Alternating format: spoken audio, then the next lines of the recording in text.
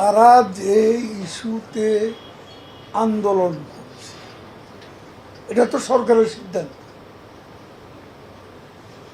আদালত গিয়ে ভিন্ন রায় দিয়েছে।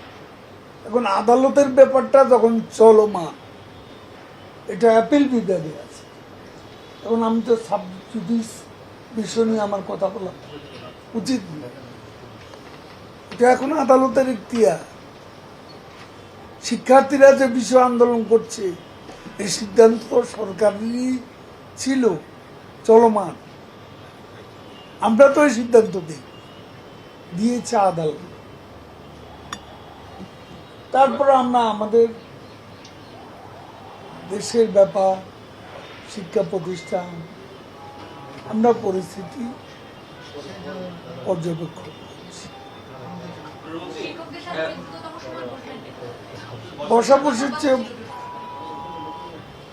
তাদের সাথে আমাদের যোগাযোগ আছে। তো বসাবসিটা কখন হবে সেটা আমি এই মুহূর্তে বলতে পারছি না, তবে সময় মতো সমাধান